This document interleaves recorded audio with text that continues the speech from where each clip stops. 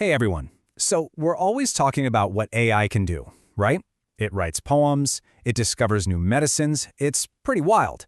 But today we're going to pop the hood and look at what AI actually is, on a physical level. We're talking about the silicon, the actual processors, the specialized hardware brains that make this whole revolution even possible. And just so you know, all the awesome info we're about to get into comes from a super detailed and comprehensive report put together by the pros over at Virtualization Options LLC. They really did the deep dive on this stuff. Okay, so let's get right into it. You see AI create this incredible art from just a few words, or translate languages on the fly. But if you ever really stopped and wondered, what kind of engine is under the hood making all that happen? I'll give you a hint, it's not the same thing that's running your spreadsheets. And here's the absolute key to understanding all of this. Modern AI is all about the math, a truly staggering amount of it. Training a big AI model isn't like solving one super complex problem. Nope. It's more like solving trillions of pretty simple problems, but they all have to be solved at the same time.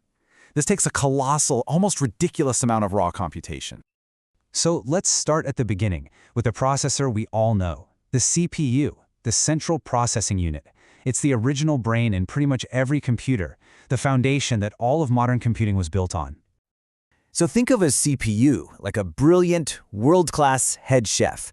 This chef is a total genius. You can give them any recipe, no matter how complicated, a fancy French sauce, an elaborate dessert, and they can nail it. They are masters of complexity. But, and this is crucial, they handle these tasks one after another, sequentially. And, even among these master chefs, there are different styles.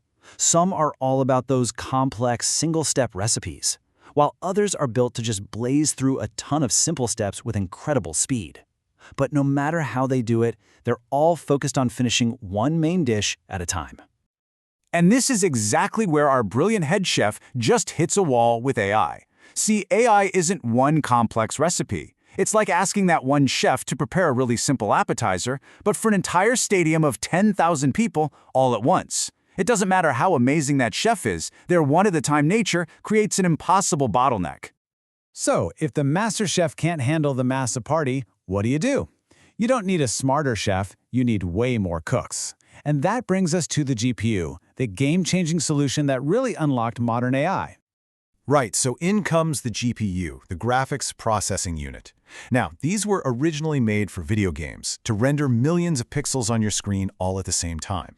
Then, some very clever researchers had an aha moment.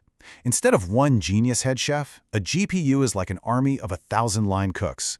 Now, each cook might only know how to do one simple thing, like chop carrots. But, and here's the magic, all 1,000 of them can chop carrots at the exact same time. That massive parallelism was the perfect, and I mean perfect, fit for AI. So, seriously, the next time you type a silly prompt into an AI and it spits out a photorealistic image of an astronaut riding a horse, you can thank the GPU. It's that huge army of cores all working together, each one tackling a tiny piece of the puzzle that makes it possible to create something so complex, so incredibly fast. But of course, the story doesn't end there. The evolution continued. What if you don't need an army of cooks that can make any dish? What if your restaurant only makes pizzas, and you need to make them faster and more efficiently than anyone else on the planet? Well, that's when you call in the specialists. We're talking about chips like Google's TPU or the NPUs you find in your smartphone. These are a special breed called ASICs, application-specific integrated circuits. Forget the chef analogy for a second.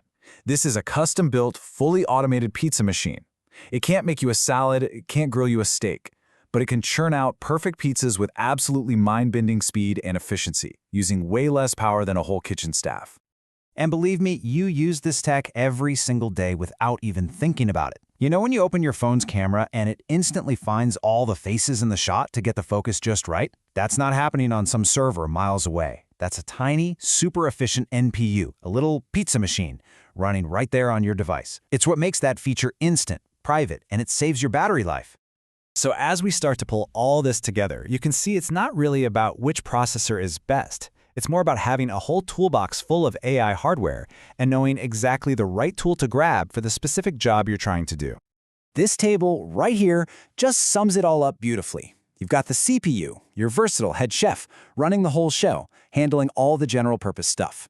Then you've got the GPU, your army of cooks, doing the incredibly heavy lifting of training these giant AI models. And finally, the TPU or NPU, your automated pizza machine, built to run those trained models with maximum speed and efficiency. So, look, if you walk away with just 3 things from all this, make it these. The CPU is your versatile all-arounder for everyday computing. The GPU is the parallel powerhouse that completely unlocked the potential of deep learning. And TPUs and NPUs are the hyper-efficient specialists that are now putting that AI power right in our hands, on our devices. Which leaves us with a pretty fascinating question to think about, doesn't it? As AI gets woven deeper and deeper into the fabric of our world, our cars, our homes, our appliances, are we heading toward a future where every single device will need its own little specialized AI brain just to function? Something to chew on. Thanks for joining me for this explainer.